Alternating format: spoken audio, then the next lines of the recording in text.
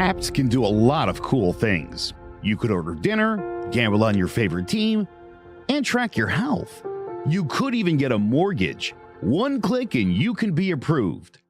I'm not sure by who or what country they're in. You deserve more from the mortgage industry. At AnyMac Home Mortgage, we believe in the need for live human interaction during a very complex process. The kind of service and guidance which an app simply can't provide. Our customers are more than credit scores and income documents. They're individuals and families who live in and strengthen our communities. Their story is our story, and that story begins in a home. Chris Sawyer is an expert on providing superior customer service and in meeting the mortgage needs of current and future home buyers. With over 18 years of experience in the industry, Chris is able to help customers migrate through the home buying and home financing process by using his wealth of knowledge as a well-qualified mortgage professional. And best of all, Chris is located in Cromwell, Connecticut, where he has helped hundreds of clients in Connecticut, Massachusetts, and Rhode Island make their dreams of home ownership a reality. Visit chrissawyer.any-mac.com. Email him at csawyer@any-mac.com or give him a call, 860-878-8730. Chris Sawyer, NMLS number 39345, corporate NMLS number 338923. AnyMac Home Mortgage is an equal housing lender. American Neighborhood Mortgage Acceptance Company, LLC. DBA AnyMac Home Mortgage. LoFi Direct. Connecticut First Mortgage Correspondent. License lender. Broker number ML 338923. Massachusetts Mortgage Lender and Mortgage Broker License number MC 338923. Rhode Island License Lender. License number 201128110L. Call for additional details. Jones on first down. Wide open, it's Barkley. And Saquon Barkley will take it into the end zone. Your best ability is availability. Saquon Barkley, he's great when he's on the field, but the problem is since 2018, he hasn't been healthy for this team. Look at this. They lob it to him. He taps it in off the glass. How about that? Porter Moser, I think right now is the best coach in college basketball, hands down. Fins 2 for 3. He's done his part. Pitch is drilled to deep right field toward the poles, and it is gone. They don't mind not being what they were in the 90s as the best organization in baseball, because the Yankees are not. They're even close to the best organization in baseball. They're trying to be the Rays, and the Rays do this for a reason. Like, you're the Yankees.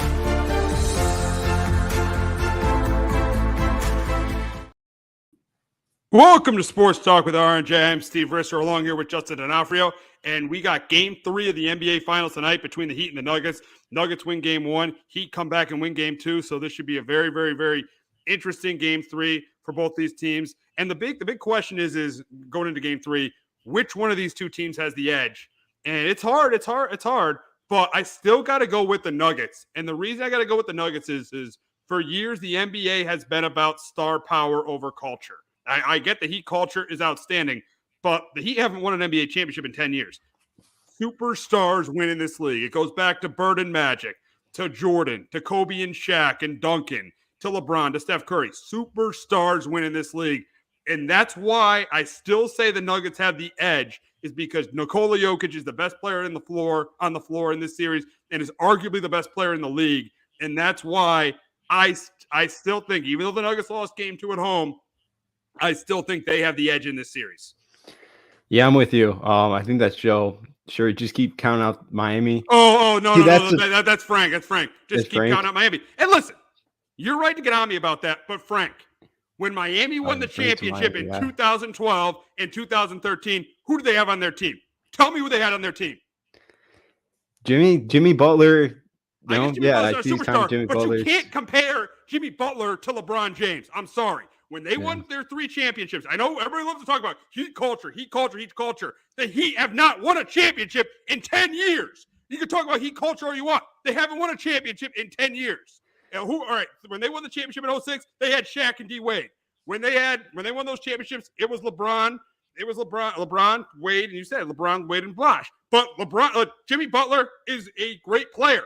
He is not on the level of Dwayne Wade in 2006, and he is definitely not on the level of LeBron James in 2013. I've heard about Heat culture all the time. Okay, it's a great culture. It's a great organization, but organizations do not win championships in this league. Great players do. Okay, here's another question. The Nuggets have never won a championship.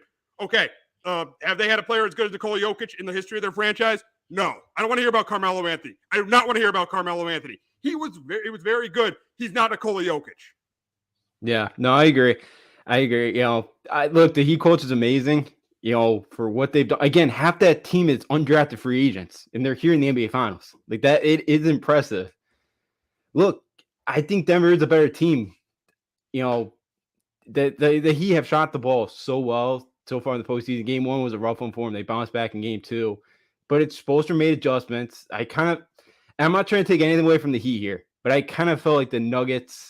Pat Riley, one of the best owners. And Pat we trust. I understand. Yeah. But it's been 10 years since the Heat have won a championship, and Jimmy Butler is not close to LeBron James. And listen, am I guilty of counting the Heat out this entire postseason? Yes. But they have not played a team as good as the Nuggets in this postseason. No, they haven't. Because the Celtics just beat themselves in the foot. The Bucks are the Bucks. I know Giannis was kind of baked up in that series, but look, I think too, like the Nuggets really hurt themselves. They just did not. They were very sloppy, and I think the Nuggets are underestimating the Heat for whatever reason. Because I know it says an 8 seed, next to them, their name, but this ain't an 8 seed. Oh no, this is definitely not an 8 seed. This is a top 4 team in the Eastern Conference. Let's be honest.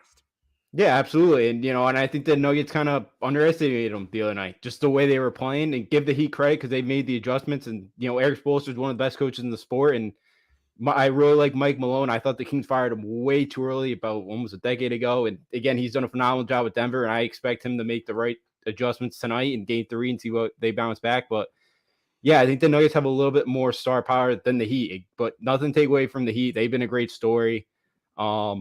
And again, like we really shouldn't be surprised Miami's in here. Like we really shouldn't. Oh, absolutely not. I mean, 3 years ago they got to the NBA Finals in the bubble. Last year they were 1 game away from getting to the finals. I'm not surprised at all. Listen, listen. When the Heat played the Knicks, I mean, I was a Knicks fan. I was scared. I was definitely scared of the Heat. Now I thought they were going to win because I felt like they had a little bit more talent outside of their. There was more. Their top 3 players were better than the Heat's top 3 players, but I ended up being wrong because Jimmy Butler ended up outplaying Jalen Brunson, and some of the Heat players were better than outplayed some of the Knicks players in that series. So, but yeah, we should definitely not be surprised they're here. And of course, another comment from Frank: everyone is counting Miami out. We'll talk at the end of the finals. Well, you could say, yeah, we'll talk at the end of the finals, but I think personally, I think the Heat have a chance. But how the finals are going to end up, I think it's going to end up how it's ended up for the last 40 years in the NBA. It's going to still end up with the best player winning the championship. Yeah, I think so. I think Jokic, I think that Nuggets team figures it out. Again, I think Miami's done a really good job of Jokic had 10 assists in the first half in Game 1. He only had 4 in Game 2. Like, I think they've done a much better job of not making him be able to distribute. But yeah, I think he breaks out of it. I think a couple of those Nuggets, like a Michael Porter Jr. plays better. And I just think, I know Strauss and Gabe Vincent really had bounce back games, but Jokic and that Nuggets team, I think they find a way. I really do think that there's no way Jokic is going to lose a series. I think he wants that ring. I think that Nuggets team does, and I think they're a little bit more talented than Heat, and I think they do find a way to win it. Again, I thought it was going to end in 5, but I could see this thing definitely going 6-7 games. Oh, I think it's going to go 6-7 games. I do. I think the Heat are just too tough for it to lose in 5. I think the Heat, the culture, as we said, the culture is good. But do they have the personnel to beat this Nuggets team? I don't think so. But there was a comment from Michael Malone after the game questioning the effort of the team. And let's be honest, at the beginning, I kind of questioned what Malone said. I questioned what he said because, why are you questioning your effort in the NBA Finals? Now, hearing some of the analysts talk about a ton of open threes and then having Michael Malone say, I said that to my team. That's what my team said. He asked his team, why did they lose the game? And what his team told him was we didn't have the effort that was necessary to win the game. So now I'm getting what Michael Malone said there. Yeah, absolutely. I think he was right. I thought, like defensively, I just thought there was a lack of communication.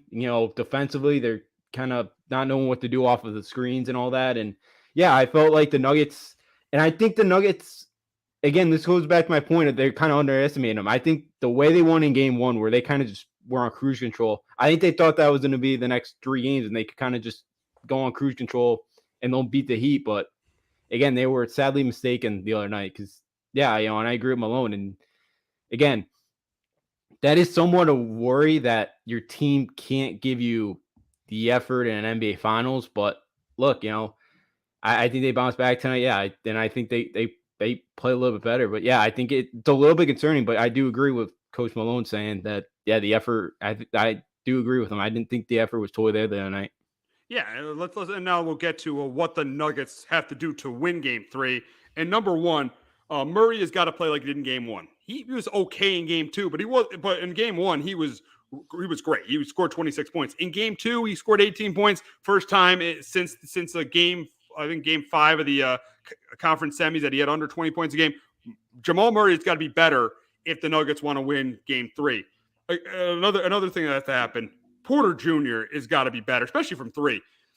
In this series, he's 3 for 17 from three-point range, and he was terrible in Game 2. His defense was awful, and he only scored 5 points. Porter Jr. has got to be better than he was in Game 2 if they want to win tonight. And also, they got to contain Jimmy Butler like they did in Game 1. They've done a good job containing Jimmy Butler all series. He only had 21 in a game. He only had 21 points in Game 2, but they gotta continue to contain him. They cannot let him go crazy, because we saw in the Bucks series when he went nuts, when he went crazy. The beginning of the Celtics series when he went crazy, that team becomes phenomenal when Jimmy Butler goes crazy like that. Yeah, absolutely. That's one of my points too. For the Nuggets, kind of keep silencing Jimmy Butler. He hasn't really, as you mentioned, hasn't shot it well of late. But again, like, he didn't play great. Like, others really stepped up around him, and they still got the split. So I feel like, Miami's got to feel pretty good about that. But, like, he hasn't gotten the line too much too so far. And I think only 5 attempts so far in the first 2 games. And again, that's something too. Like, Denver's got to keep, because he's so good at getting the line. Denver's got to keep him away from that foul line, because it's free points for him. My other point I agreed with you on was Michael Porter Jr. I'll take it a step further, because I did have the 3. As you mentioned, he was struggling. 3 for 17 so far in the series. In his last 3 games, he's 6 for 27 from 3. Wow. He's got to figure out. He's got to knock down shots, because he's such an important part to that offense, into that team, and he's got to figure out. And he just got to hit again. He just got to see 1 or 2 fall, and maybe it starts going for him. And my final point is, through the Nuggets, they got to get out and run. They went up 48-35 in Game 2. So far up to that point, they led the Heat in fast break point 16-0. The rest of the game, they 5-2 Heat in fast break points. There's so much better. They got to get out and run. Getting Jokic out of transition, Jamal Murray, Michael Porter. Again, when they can knock down some open shots, I think it's so much better, because then you can't let that Heat defense set up. They've been playing that zone. That's kind of one of my points, so I won't go into it too much, but they've done a good job against Jokic defensively, not being able to make him distribute. They got to get out, run, get some easy baskets. Denver's cannot play the half-court game. That's what Miami wants to do. Exactly. Great point there. And now we'll transition to what Miami has to do to go up 2-1. And number one is they got to keep shooting the three well. They got to shoot the three like they did in Game 2. 48%, hit 17 threes in Game 2. They got to keep shooting the ball. I got to run, guys, but it was great being back and forth. Go Heat. Thank you, Frank. Thank you very much for listening. Thanks, my man. And listen, good luck to your Heat tonight and for the rest of the series. Yeah, good luck, Frank, to your Heat. And again, always kind of feel, Pete, always great organization, and good to talk to you. It's been a while. Absolutely. We're looking forward to having you listen to us during football season, because we'll be talking about the Dolphins a lot. So we're looking forward to that. So have a great day, Frank. But yeah, you go to the Heat. The 3-point shooting is key, and you saw Vincent hit 4 threes in Game 2. He was their leading scorer. Max Strus hit 4 threes in the first quarter of Game 2. He stepped up. They shot 48%, hit 17 threes. If they keep hitting their threes, they're definitely going to be in these games. So the 3-point shooting, very, very key for Miami. Another thing that's really key, Bam is got to continue to play well. Bam has been that Robin to Butler's Batman in this series. He had 21 points Bam had 21 points in Game 1. 26 points in Game 1, 21 points in Game 2. Had that big dunk to put them up 10. A big and 1 to put them up 10 in Game 2. So Bam has got to continue to be the Robin to Butler's Batman. And also, Butler has got to continue to be great. Butler's got to continue to be great. Obviously, that's the reason the Heat are here. The biggest reason why the Heat are here, I know the 3-point shooting's been big, but the biggest reason why the Heat are here is because of the way Jimmy Butler has played in this postseason. He's been phenomenal. He's got to continue to be phenomenal. He can't have games like he did in Game 1 and expect to win the series. He's got to have more games like he did in Game 2 for the Heat to win this series. And lastly, I think they just let Jokic be the scorer. Let Jokic be the scorer. The Nuggets are 0-3. 0-3 this postseason when Jokic scores over 40 points. And a big reason for that is Jokic is not the three-point shooter Steph Curry is. If you see Steph Curry getting hot, you got to blitz him. You got to double him. Jokic, because he's not a great. Yes, he can hit threes. He definitely can hit threes. But because he's not a great three-point shooter, you could allow him. Like this is why teams struggle to win championships with the center as their best player. You could allow those centers to score points and not let the other guys do and have the other guys do nothing, and you could win the game. Because the biggest thing is I think the Heat have a great game plan here. Let Jokic score and let the other guys step up. Let Jokic get his and let the other guys have to step up. They did in game 1, they didn't in game 2. And that's a big reason why the Heat won is because the other guys for the Nuggets didn't step up in game 2. Yeah, that's a great point. That's what my number one point. It kind of tied it with Bam. Bam needs to be a factor on both ends of the floor, and the way he kind of defended them, against that zone, he was kind of playing Jokic in front, making it tough to catch the ball. And yeah, when Jokic can kind of get open and be able to distribute, it makes things so much easier for that offense because you don't know what he's going to do because he can shoot, he can pass, he can go to the rack, and it takes away one of his options. So yeah, that's a really good point. And for the Heat, they got to continue to play him like that. And for Bam, and then offensively for Bam, as you mentioned, he had 21 points. Again, when he's aggressive, it makes that team so much better. He's played really well so far in this series, and they're going to need to continue to he's going to have to continue to play well. My second one, agree with you as well. For the Heat, they got to continue to hit the 3-point ball. Gabe Vincent stepped up, played really well in game 2. Max Strus. I know Caleb Martin's been sick, and it sounds like he's feeling better. So again, maybe this is the game where Caleb Martin has that breakout game, that we saw against Boston. So, the Heat, if they continue to hit threes, they're going to be in really, really good shape.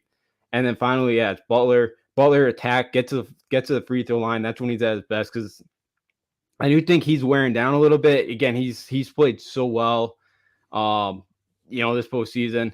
If he continue to get to the basket, drive, hit a couple, his mid-range games are so good. If he plays well and other guys could step up and knock down shots around him, it's going to be really, really difficult to beat Miami. Oh, absolutely. Absolutely. Yeah. And that's been really the story for the Heat all postseason when other guys have stepped up around Jimmy Butler and they've been a great team. They've been a great team. And it happened in game 2. And it was a big reason why this series is even. But at the end of the day, and before we wrap up with talking about this, I just think the Nuggets, and I said it earlier, I just think in this league, as we said, great players, great organizations can only take you so far. Great players win championships. From Magic won 5 in the 80s. Bird won 3 in the 80s. Jordan won 6 in the 90s.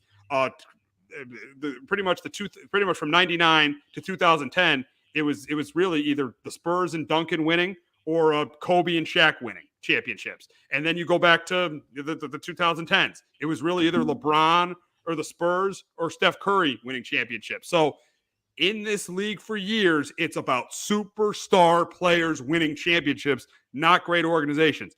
I have a ton of respect for the Heat and Heat culture, but Heat culture has not won a championship in 10 years. I'm tired of hearing about cultures when they haven't won a championship in a decade. Yes, they've gotten there, but they haven't won a championship in a decade. And when they've won their last 2 championships, they had the second greatest player to ever play the game on their team. Yeah, no, you're right. And, stars players can take you to that next level that organizations can't. Again, Pat Riley, one of the best owners in all of sports. Eric Spoelstra, is a top 10 coach in the sport of all time. But yeah, that can only get you so far. And Jimmy Butler, he's a different animal when it gets to the postseason. Again, he's a good regular season player too, but he takes it to the next level in the postseason. We've seen it so far again this year. The Sixers made a huge mistake. Oh my God! We can do a show on how many mistakes the Sixers have made over the last 5-10 years. Yeah, that's absolutely cost them.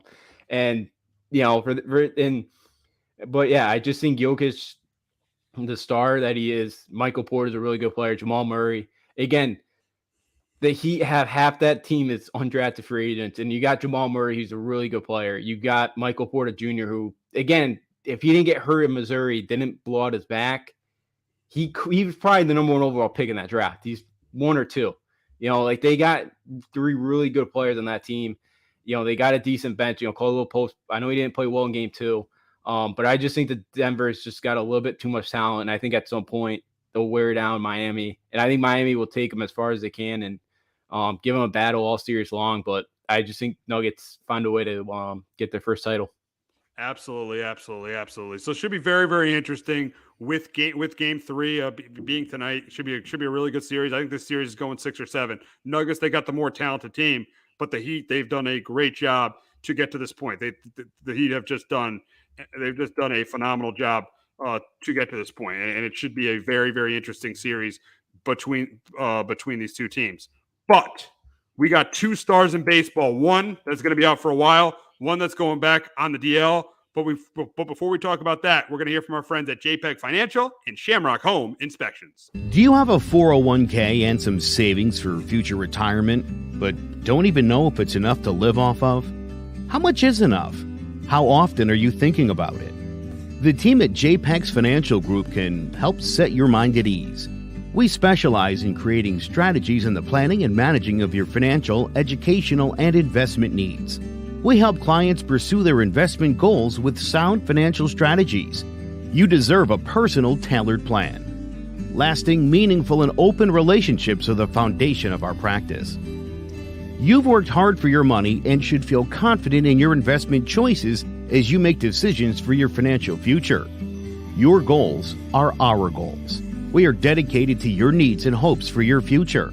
Visit our website and give us a call at 860-430-5397. Securities offered through Raymond James Financial Services, Inc., member FINRA, SIPC. Investment advisory services offered through Raymond James Financial Services Advisors, Inc. JPEG's Financial Group, LLC is not a registered broker-dealer and is independent of Raymond James Financial Services. JPEG's Financial Group is located at 78 Eastern Boulevard, Glastonbury, Connecticut. There's no bigger investment than home ownership. And to make sure the house is up to your standards, you need a professional to look it over. Brian Flanagan from Shamrock Home Inspections is a licensed home inspector and a member of the Connecticut Association of Home Inspectors. Brian was a contractor for over 15 years, so he knows how homes should be constructed and how mechanicals should work. What makes me a good home inspector was the 20 years that I was a home improvement person, doing all the different repairs that I have done and what other people have done wrong that I had to go out and fix. So I have a pretty quick eye on seeing what's right and what's wrong. Before you move, call Shamrock Home Inspections. Before you make the biggest investment of your life, call Brian Flanagan from Shamrock Home Inspections at 860-268-2566 or visit shamrockhomeinspectionct.com. All righty, so a rough day for Jacob deGrom as he is now getting Tommy John surgery. He's about to get Tommy John surgery. Really, really rough day for Jacob deGrom, and really, really sad. I mean, you know, he's had a great career, but the problem with him is, especially over the last 3 years, he's had so many issues staying healthy. And it's so sad because he's still one of the best pitchers in baseball. He was pitching so well this year. He was pitching so well. I mean, he was 2-0 with an ERA under 2, and the Rangers won every game he started. So a really, really rough day for Jacob deGrom. Yeah, you know, it's tough because you make the case if he's kind of been healthy, you know, the last couple of years, again, he's a Hall of Fame guy. Like, you know, with how good he's been. And if he was able to make like 30 starts most of his years with the numbers he's put up, he would be in the Hall of Fame. And it's tough now because he's probably not, because he has not been able to be healthy. So yeah, it's you know, it's tough, and yeah, it's got to be so frustrating because he just has not been able to stay healthy the last couple of years, and that's got to be such a tough thing when, you know, you make all that money and it's just you can't live up to the contract. It's got to be frustrating. Yeah, and for the Rangers, you know, they made a big investment. They've been going for it, and you see what the season they're having. They've been going for it over the last couple of years. I mean, they went out and got Marcus Semien and Corey Seager two off seasons ago. This offseason, they would go out and get Jacob deGrom. They've been going for it, and they've had a great year. But yeah, this is definitely a blow because of they're paying this guy $37 million a year, but they paid him knowing this was an issue because he's missed half the season in 2021, and he missed half the season last year. So they made this deal knowing this was going to be an issue. Yeah, they did. And again, I think we talked about it. It's a risky investment, but yeah, you know, when he's healthy, it's been worth it. But yeah, it's a huge kind of risk. And, you know, he hasn't pitched much this year, but yeah, when he's been out there, he's been good. And yeah, I think the Rangers probably anticipated that he wasn't going to make 30 starts. Like, I think they really want him for the postseason. Unfortunately, they're not going to get that now. But yeah, it's for him, the Rangers, it's been great that they're going for it. I know we'll get to it, but I think they're the best team in baseball, and I still think they are even without Jacob deGrom.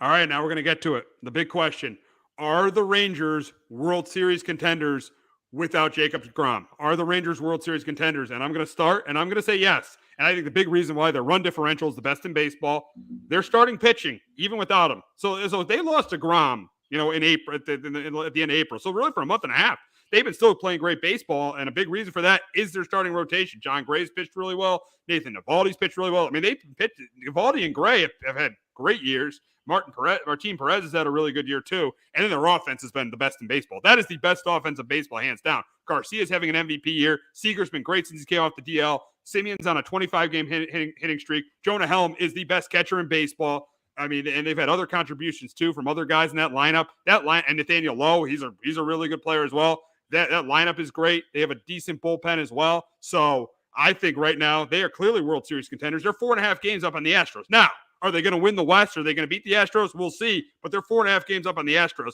I still think even without deGrom, they are World Series contenders. I absolutely agree with you. Even Dane Dunning, who's filled in for him, has pitched really well. I think he's 5-1 with a 2.05 ERA. Like, he's been really good. Yeah, Simeon and Seager are having 2 really good years. I was reading a stat a couple of days ago. Simeon was shifted last year, like 78% of his at bats, and I think he's somebody that's really benefited for not for no banning the shifts. Seager's had a really nice year as well. Adolis Garcia, that offense can mash, and I feel like even if they're starting pitching kind of struggles, if one of those guys have an off day, that offense can pick them up. And again, Eovaldi's been awesome. Martin Perez, John Gray, Andrew Haney's been decent. And look, and I agree, their weak spot's kind of the bullpen, but that's an easy fix in the month of July. There's always a handful of relievers. To me, that's the easiest fix. That's the easiest fix is getting a bullpen. That's the easiest fix is beefing up the bullpen.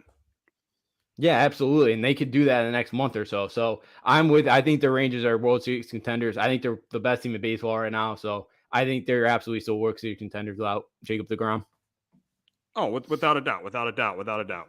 Now we talk about another guy who is heading back to the IL, and that's Aaron Judge. He made that great catch on Saturday against the Dodgers. Great play by him, but because of his toe, he is heading back to the IL. It's at the 10-day IL right now, but I do expect him to miss both the games in the Red Sox series. But yes, he is going to the IL. And a big stat here about Judge going to the IL. The Yankees have only, in the 13 games he's been out this year, the Yankees have only scored more than 4 runs twice. And those were on back-to-back days against the Rays and against the A's in early May. So and you saw last night, this lineup is not the same without Aaron Judge. They also have Harrison Bader out too, because you've seen IK out at center field. And I don't want to see, I really am so tired of IKF playing this team, to be honest. But yeah, I mean, this is definitely going to be a big loss for this team, especially with the you got Boston twice, you got Boston 6 times in the next week. So it's gonna be very, very interesting to see what happens. Guys like Stanton, guys like Glaber. Glaber's the big one. Glaber has got to step up and set things up for Stanton and Rizzo. He has got to step up. If he's not getting on base, this lineup's gonna be in trouble because they won't give Stanton anything to hit, and Rizzo won't have another guy on base. So Glaber Torres has got to step up. But yes, this Yankee lineup, as we saw last night, as they lost to the Astros, and I mean the White Sox, and they were being no hit for 6 innings last night. So guys have to step up in this lineup now with Aaron Judge out, and they really haven't this year. Yeah, you're right, and because you can't replace Aaron Judge, you just can't. The production that he gives you, it's impossible. You need 3 guys that just fill his one spot, and Stan, just came off the IL. They're gonna need him. I know he had a big hit Sunday night. They're gonna need him to start playing. They're gonna need him. Josh Donaldson had a couple of big hits last weekend as well, coming off the IL. Rizzo's kind of been a slump. Torres always feels like for 1 week you can't get him out, and the next week he can't find a way to get on base. But I feel like Torres is just so hot and cold. And I know you've been kind of off on LeMahieu all year, and I'm starting to be very concerned with LeMahieu. I know I was kind of defending him, but I'm very concerned about DJ. He's just not the same guy anymore. And Volpe, all he does is hit home runs now, it seems like. Yeah. He's hitting like under 200. But he does have some big home runs. He had a big home run on Sunday night. But yeah, it seems like all he does is hit home runs.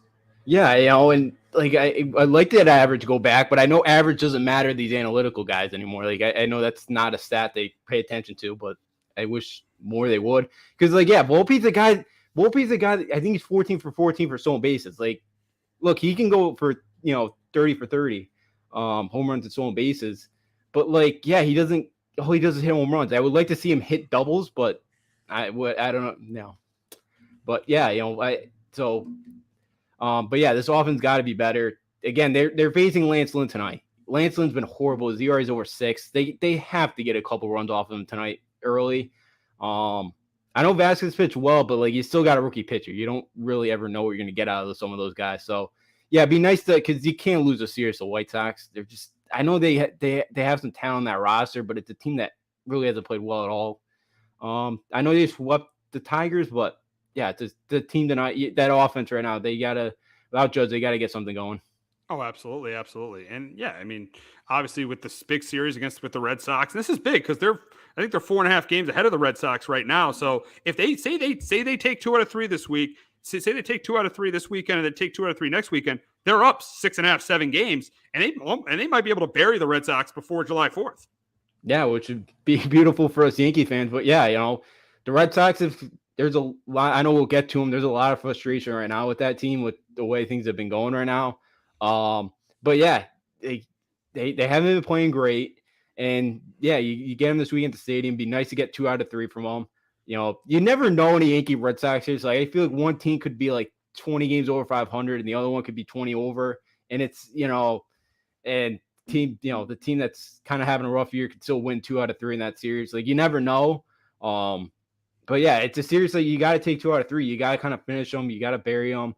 Because yeah, again, that they will they'll turn fast up there in Boston on them, and there's I'll get to what Corey kind of said. I thought it was on Saturday, but yeah, it's a series that you got to take at least 2 out of 3 hopefully from the Red Sox, and hopefully you can go like 4-2 in the homestand and you feel good about yourself without Judge. Absolutely, absolutely. So the Yankees and Red Sox, they play this weekend, they play next weekend. I think the big question is, who do these series mean more to, the Red Sox or the Yankees? And I'm going to say the Red Sox, because if the Red Sox lose 2 out of 3 in both these series, their season might be over. I mean, they'd be 7 games out of a wild card spot. And we talked about it, too. We talked about the playoffs in the American League. We know that we know that the Rangers, even though they're not going to have DeGrom, they're probably going to make the playoffs. The Astros, they're the Astros. They're going to make the playoffs. The Central's going to get 1 team. So you're going to have to finish in 3rd place in the American League East to make the playoffs. These 2 series are huge for both teams, but I think they're bigger for the Red Sox because they're the team that's behind right now. They're the team that's 4.5 games behind with, let me tell you, a GM that should be on the hot seat. A GM that definitely should be on the hot seat. Yes, he made some good moves in the offseason, going out and getting Yoshida, going out and getting Kenley Jansen. He made some good moves there. But this GM right now should be on the hot seat. Looking at the pitching staff they have, this GM should be on the hot seat. So I think these next 2 series are bigger for the Red Sox. Because say the Red Sox win these series, the Yankees are still in the race. The Yankees are still clearly in the race. It's just the Red Sox get closer. But if the Yankees win these 2 series, the Yankees pretty much bury the Red Sox. The Red Sox are pretty much buried in the basement. And again, like I said, their series is probably done. Their season is probably done by July 4th because they're just going to be too far behind the Orioles, the Yankees, and the Astros. They're just going to be too far behind to make any kind of a comeback. Yeah, I agree with you. I think it's huge for Boston. I think for that, they had a team meeting on Monday. Like this is a huge week for. Like they knew going to Cleveland. And that was a big win they had last night.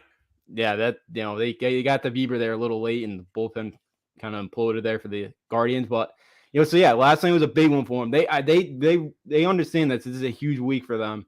That they got to go into New York and at least win 2 out of 3. Because yeah, I think things are kind of spiral out of control. You saw Monday night, Corey got ejected. I think there's some frustration on his mind right now with the way things have been going. Again, they got 40 errors defensively this year. I think, for just the fan base too, like to kind of have any kind of sort of hope because it's a mediocre baseball team. Like they have been literally a mediocre team all year. And that's kind of what we've been saying all year. Like it's a mediocre team and they can go 4 out of 6 against the Yankees the next 2 weekends. Yeah, you feel a lot better about yourself and you kind of, the Jays are starting to kind of figure things out. And again, if they do, the Red Sox already 2.5 back of them. Yeah, they could be sitting there 4 or 5 out of 4th place in this division. Yeah, exactly. Yeah, this is. I think it means a lot to both teams, but it definitely, to me, these next 6 games, the first 6 games the Yankees and Red Sox play definitely mean more to the Red Sox. I think they have to at least get a split. They have to at least get a split or win 4 out of 6 of those games to stay in this race, because 6.5, 7 games is going to be very, very hard to make up. It's going to be very hard for this team to make up. And let me tell you, if they're this far out by July 31st, this team's going to trade off parts. They're going to start trading off parts. They're going to start selling, and it may be the end of Chaim Bloom. He may not last. If this team is way out of it by July 31st, he might be gone. I don't know if they'll get rid of him that quickly. I don't know if it'll be that quick. I could, but look, I think he's in major trouble. Yeah. Again, they sold off pieces last year, and those players kind of felt like they still had a chance last year to kind of make a run and get into it. The players were not on the same page as he was last year at the trade deadline. They weren't happy that Vasquez got traded.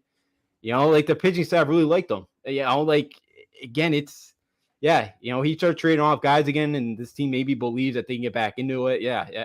I feel like, if they don't get the playoffs, there's a good chance he gets fired. This Red Sox really got to show Chaim Bloom that he's got to go try to get pieces to help this team get the postseason. And these next 2 weekends would be huge for him to kind of try to prove it to him that they're worth trying to spend for. Absolutely. And now we talk about this weekend series with the Yankees and Red Sox. And Friday night, we got Garrett Cole against Garrett Whitlock. That should definitely be a win for the Yankees. Saturday, you got Domingo Germán against Tanner Houck. That should be another win for the Yankees. And then Sunday, I'll give this one to the Red Sox because Judge isn't playing. I won't say the Yankees will sweep the Red Sox with Judge out. So I do think the Red Sox win on Sunday with Bello against Schmidt. So maybe the Red Sox bats find a way to win that game on Sunday. But I do have the Yankees taking 2 out of 3 this weekend at home against the Red Sox. Yeah, I think Friday night should be a win. And Cole, I know the Red Sox have had some success in the past against Cole, but I hope he goes out there, sets a tone for the weekend. That'd be huge. Saturday, again, Germán's been pitching well. I know I've been hard on him. He's been pitching well, so hopefully he can kind of continue that. I know, a couple years ago he had a no-hitter going in the 8th against the Red Sox. We'll see if he can kind of, somehow do that. But, I think probably the Red Sox win Sunday. Even though Clark Smith pitched pretty well last night. That catcher in the White Sox beat him, but, I thought he pitched better. But, I don't think the Red Sox get swept. And I think they find a way to win 1 out of the 3 this weekend. I think it's Sunday night. They need to. They have to win 2 out of 3. They definitely do, or they're going to continue to be in trouble. They're going to start. They're not going to be able to keep up with these teams. They have to win 2 out of 3 in this series. Yeah, they absolutely do. It's huge, and last night's a good start to the road trip, and hopefully tonight they continue it. I know they got a tough matchup again tonight. Gets BB, but. We'll see. They'd be nice. I know that they feel pretty good if they can kind of, go into Yankee Stadium, winning a series in Cleveland. Absolutely. So we have we had huge news in the world of golf yesterday this was shocking, as the PGA and LiV Golf decided to merge. So there's really no more separation between the PGA and LiV. And in my opinion, I think there's a positive to this and there's a major negative to this. And I'll start with the positive. I think this is going to be better for the game of golf. I definitely think this is going to eventually be better for the game of golf to have guys like, Dustin Johnson, Brooks Koepka, and Bryson DeChambeau back in these PGA events. I think this is definitely going to be better for golf. As you saw, the ratings for golf started to drop because of the LiV Tour last year. I think this is definitely going to help golf in the long run. So in the long run, I think this is going to help golf. But the major negative of this is the trust between the PGA players that stuck with the PGA and the head of the PGA, Jay Monahan. I think the bridge is burned between Monahan and the players that stayed, and I don't think it's going to get better. I don't think the relationship's going to get better. I think this relationship is fractured forever, and I think Monahan sold them out. I think Monahan completely sold out the players that stuck with the PGA. I think it was too early to merge with LiV. Only 15 months that LiV began, and you talked about how bad LiV is, how bad LiV Golf is. Now, and then 15 months later, you decide to merge with them. You sold out. You sold out the guys who were loyal to you. Oh, yeah. I'll go as far as saying I would not be surprised if those PGA guys try to get rid of Jay Monahan as commissioner. Like, I think that relationship's that broken. I wouldn't be shocked to see him have to kind of forcibly resign because of this. Again, all those PGA guys that stayed loyal, now they just got stabbed in the back. They just lost out on like hundreds of millions of dollars. Again, Tiger Woods doesn't make $1 billion with LiV. These were 8-9-figure salaries. Yeah. 8-9-figure salaries. These guys passed up to stay loyal to this, and then their head decides to sell them out and merge with LiV. Yeah. Again, for those guys who stuck, now they got to come back and play with the DeChambos and Koepkas of the world. Now you're playing with the enemy. Now you're playing with the guys that left. There were some hard feelings on both sides about this, man. I just, Monahan was saying too about, I'm not doing business with the, people that started like 9/11, like going into that, and now it's like, you sound like a hypocrite. He could not be more of a hypocrite. He could not be more of a hypocrite for what he did. Yeah. And I know they were kind of scared about LiV and all that, but man, only a year. It's horrible. It's such a bad look on Monahan. I can't see him surviving this. I can't see his job surviving. I can't. And look, we know the world evolves around money. Like, we all know that's why it happened. That's why UConn's going to leave for the Big 12 in a couple weeks. It's just because it's the money. We'll be talking about that in a couple weeks. Yeah. That's for sure. Yeah, that'll trust me. I will have my thoughts of how big of a mistake that will be. But look, it's all about money. This is how the world is. And I know he wanted the money. It was going to help. But, man, yeah, you just sold out all your guys that stay loyal to you, man. And you just backstab them. And, yeah, I don't see any of those relationships staying. Though I don't see any of those relationships getting fixed anytime soon. And I don't blame any of those guys. Oh, not at all. Not at all. And the only way these relationships are going to come close to getting repaired is if Monahan compensates those guys that stayed. And he should absolutely compensate the guys that stays. If he doesn't compensate the guys that stay, he should be gone. He should be out of a job. This is absurd. I mean, because these players, I mean, they stayed loyal to you. They turned down 9-figure salaries to stick with you, to stay loyal. It's absurd for you not to compensate these guys for what they did. And the part that was even more disturbing, they found out on Twitter. They found out on Twitter that LiV and the PGA were merging. Yeah, that's even worse. That none of those guys were in those meetings or didn't get, that Monahan didn't kind of ask, like, hey, is it, okay? I agree. Like, all those guys should be compensated, but they're not. Like, let's be honest. They're not going to compensate them. They're not. And again, I think it's horrible. And again, I know some of those guys have made so much money, they don't need it, but they still could have gone more. And, it just because of the loyalty that they showed the PGA Tour. And it's just like, this is what I get for that. And yeah, you feel betrayed. And yeah, I completely agree with you. I cannot see Monahan kind of survive his job over this. I really can't. Oh, no. I mean, as we said earlier, unless there's compensation. Yeah. If there's no compensation, there's no way. There's no way that he's surviving. I mean, you talked about all year long. Oh, we're not going to associate with LiV. We're not going to associate with these guys. We're not going to associate with these guys. And then 15 months later, you end up merging with them. I'd have more respect for Monahan if he waited, 2-3 years, saw the ratings continue to drop, seeing more good players leave the PGA and the ratings continue to drop. Okay, I could see why you're going to merge with LiV. And yeah, eventually this is probably going to happen because when you lose, as you see in any sport, when you lose superstar players, people stop watching the sport. So yes, eventually this is probably going to happen. But to me, it happened way too quick. It happened way too quick for me. Yeah, it was right around the time a year ago, I think. Like, I thought it was like the first, second week of June this got announced. So, like, yeah, it's literally been a year. And, yeah, to already pull the trigger on this and kind of say, all right, we're going to merge right away. Yeah, it's quick. And, yeah, it was probably going to happen at some point.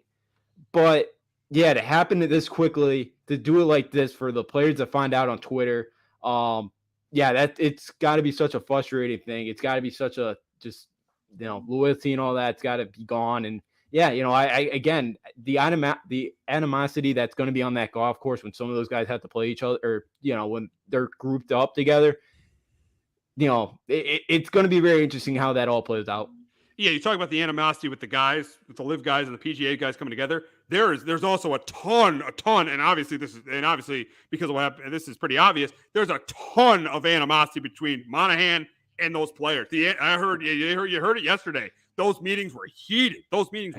And they should be. Yeah. The PGA players should be ticked off because of this guy. This guy has now turned into a villain. This Jay Monahan, with one decision, has completely turned into a villain. Yeah, absolutely. And he kind of felt like he had those players back last year that, he was going to stick with them, and all they had to do was just kind of just stay with the PGA Tour, and everything was going to be okay. But yeah, to go in 1 year to not give them any type of notice to do this, they'll get announced. And again, I don't blame any of those guys for being heated at those meetings yesterday. I would have been if I was one of those guys. So I don't blame any of those PGA guy tours for being upset with this guy. And damn, Monahan turned into an absolute villain. And yeah, it just turned into the villain, and just so quickly too is it's surprising that they did it this quickly. Yeah, I mean, obviously he did it for money, and the sad part of the whole story is that nowadays money wins out over anything. Morals, money wins out over morals. Unfortunately, the guys who stayed loyal, good for you, but now you lost out on millions of dollars. It's sad. It's sad for the guys who stayed loyal. It's really sad that this is the way it is, but that's the way it is in pretty much all professional sports. Guys that stay loyal don't end up succeeding. Loyalty. I mean, you look at Damian Lillard with the Portland Trailblazers. He's been loyal to Portland for so long, and now he said today that he wants to play in Miami. He should want to get out of Portland because that organization hasn't been loyal for him. And then you saw on the flip side with Tom Brady with the Patriots. He didn't stay loyal to the Patriots. He didn't stay loyal to the Patriots at the end. Went to the Buccaneers, got himself a Super Bowl, and put himself in a conversation as one of the greatest athletes and one of the greatest players in NFL history. He was one of the greatest players of all time before that, but now he's in the conversation of one of the greatest athletes and one of the greatest NFL players to play the game because he didn't stay loyal to his team. And you look at it, obviously in the NBA with LeBron James, didn't stay loyal to the Cavaliers, won himself 2 championships. Kevin Durant didn't stay loyal to the Oklahoma City Thunder, won himself 2 championships in Golden State. So loyalty in sports is really, really not the priority. It's about putting yourself in the best situation to make the most money and win championships. Yep, absolutely. And I'll give you step forward. That's even college athletics right now. Oh, absolutely. And we brought it up. We will not be surprised at all if UConn goes to the Big 12 in a couple of weeks. And yes, these UConn fans are going to be really, really upset because they're not going to go to the Big. They're not going to be able to go to the Big East tournament to watch them play. But ultimately, that's a better decision. If UConn does do that, that's a better decision for UConn athletics because the athletic program is going to make more money because they're going to make a lot more money because they're going to get that. They're going to get that. They're going to get that money from that TV deal from the Big 12. Yeah, even though I think it's a huge mistake that they're about to make, but even if that did happen, I wouldn't think it would be a big mistake because I think it would help the athletic department, and I personally think if it did happen that that the program would not fall off like it did in the AAC because the Big 12 is still a really good basketball conference. It is. I just worry about you're not gonna. I go back to the Syracuse Pitt Notre Dame argument. You can't get kids from New York anymore, and that's UConn's main priority. But yeah, they not get off traffic. But yeah, money talks. Money's a huge thing. Loyalty, yeah, you mentioned that loyalty was a great point, and it's sad because guys like to stay loyal. Again, Aaron Judge stay loyal. They took less money to stay with the Yankees.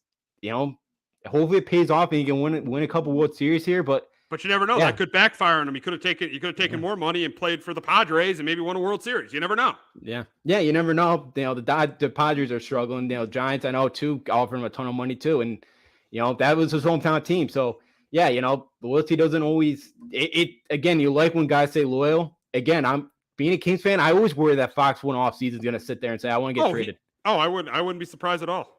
Me neither. Like I wouldn't. So. Yeah, it's always something that you hope, but at some point, I don't, the loyalty, at some point it's going to wear off. And, it's great to see when guys do want to stick around and stay loyal to teams, but yeah, it doesn't always happen. Money talks and and it's sometimes you get organizations that just got all the money in the world and they'll do whatever it takes to bring somebody in. Absolutely. So it should be interesting to see the PGA guys and the LiV guys being on tour together. That's going to be very, very interesting. But we're going to wrap up the show talking about the Stanley Cup final between the Golden Knights and the Panthers. Golden Knights lead the series 2-0 over the Panthers. Sergio Bobrovsky has definitely looked like more of a backup goaltender in the Stanley Cup final. Golden Knights have a 2-0 lead. But the big question is with the Panthers coming home, but coming back to South Florida, what do they need to do to get back into this series? Yeah, you mentioned number one, Bobrovsky. Now, I don't blame – he does get some blame, but I feel like Florida in front of him has not played well so far for this first 2 games, but he's got to figure out – he's got to get back to the guy that we saw for the first 3 series here, where he was just an absolute brick wall. He's got to play better. Just what Vegas has thrown at them. They're just, again, it's just, they got to figure out the way Aiden Hill's been playing in goal as well. He's got to keep that thing as low scoring as possible. My second was Matthew Tkachuk. He's got to stay out of the box. He's already got 3 misconduct penalties. He's a guy that's always had an edge to him, and that's great. But I feel like at times he's just, frustration boiling over. And you could see Florida's been very frustrated at times this series. And, he's got to stay out of the box, and he's got to worry about scoring goals and setting up guys, to light the lamp. And my third one is, too, that you got to get off to a better start. And I guess this kind of goes back to my second point, too, is Florida's kind of looked rattled. They have not faced a ton of adversity since the Bruins series being down 3-1. They got to get out to a good start on Wednesday or on Thursday night. Hopefully these couple of days off here kind of gets them right, going back home, hopefully helps them out. But they've looked rattled. They have to start out well. They got to get to the first goal of the game on tomorrow night. Oh, absolutely. Yeah, I think that definitely is a big thing for the Panthers if they want to get back to the series. Now, what do the Golden Knights have to do to bury the Panthers in the series, to bury the Panthers and to put them away quickly in the series to win their first Stanley Cup in franchise history? For them, they continue with the balanced attack. They had 12 players that tallied a point in game 2. And I mentioned it last week, the depth that they have, the 4 lines, they could all forecheck, they could all punch it in the back of the net. Bruce Cassidy trusts all 4 of those lines to capitalize and score goals, and that's what they've been able to do. It's the biggest goal margin so far, since 96 World Series. The 96 Stanley Cup when, the Florida Panthers were in it against the Avalanche. Yeah. Rats on the ice. That was the Rats on the ice year. Yep. Yeah. That I always forget how that actually started. I think it started because I think one of the players flinged a rat. Saw a rat in the locker room and he shot it away, flinged a rat away, and I think that's how it started. Okay, yeah, I always forget to look up that origin story, but yeah, I was always fascinated with how that came to be. But yeah, hopefully they can get those rats on the ice quickly. But Vegas with that balanced attack, it's been tough for them to kind of keep them in check. And Aiden Hill, again, I mentioned it too. He came into the season being the 5th string goalie. The way he's played this postseason, he's going to get a huge contract. He's still only 27. He's got to continue to be, as good as advertised as he's been. In Vegas too, Florida's had committed a lot of penalties. They've already got 4 power play goals. Again, Florida keeps making those mistakes. Keep bearing their mistakes. Continue to kind of just go at them and continue to play well in the power play. Again, it's just all the guys that they got. It's been tough for the Panthers to slow down, and again, Vegas continue to take advantage on the power play. Yeah, definitely. If they keep doing that, they're definitely going to win the series. Now we'll close on this. The Golden Knights, I bet this is their second Stanley Cup, and it's their second Stanley Cup and their 4th. They made it to the conference finals 4 times in their 7 years of existence. Why have they been able to have such success being such a new franchise? Well, the way they drafted too, and they've been very aggressive. They went out and got Jack Eichel. Yeah, Eichel was big. That's the one player everyone knows that plays for the Golden Knights. Yeah, he's been huge. He's been a superstar. I was hoping the Range a couple years ago we're gonna go get him. Ivan Berbossi, they've got him from St. Louis at trade deadline. Again, he had a monstrous hit on Gaddis the other night. They've been very aggressive in making trade. Jonathan Marchellette, who they got it from the Panthers, who the Panthers kind of gave,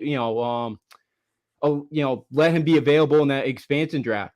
Petrangelo, they've spent a lot of money. They've gone out and they've really spent their money, and they've really gave some excitement. Mark Stone as well as another acquisition I think they got from Ottawa a couple of years ago. There's just so many examples of they just done a really good job of just spending money, managing it well. I think they're right at the cap limit.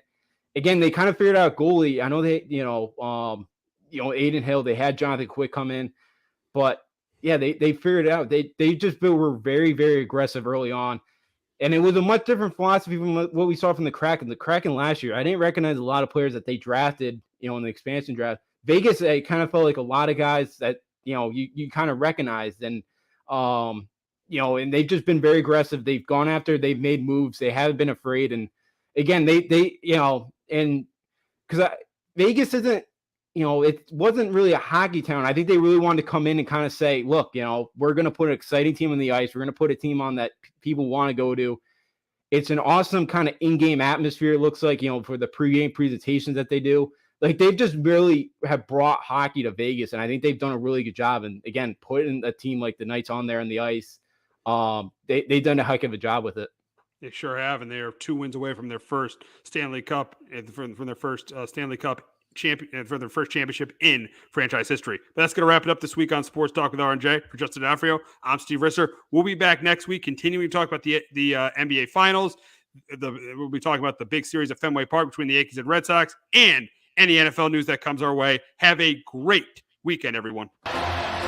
Jones on first down, wide open, it's Barkley. And Saquon Barkley will take it into the end zone. Your best ability is his availability. Saquon Barkley, he's great when he's on the field, but the problem is since 2018, he hasn't been healthy for this team. Look at this. They lob it to him. He taps it in off the glass. How about that? Porter Moser, I think right now is the best coach of college basketball, hands down. Vince 2 for 3. He's done his part. Pitch is drilled to deep right field toward the pole, and it is gone. They don't mind not being what they were in the 90s as the best organization in baseball, because the Yankees are not. They're even close to the best organization in baseball. You're trying to be the Rays, and the Rays do this for a reason. Like, you're the Yankees.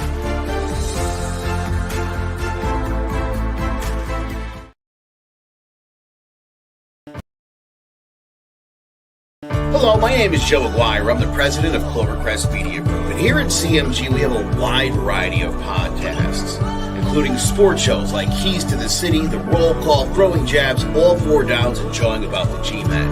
And great true crime shows like Stinky Week, Crimes and Consequences, Ivy League Murders, and Bird, the unsolved murder of David Eichmann. You can find all these podcasts and so much more by visiting clovercrestmedia.com.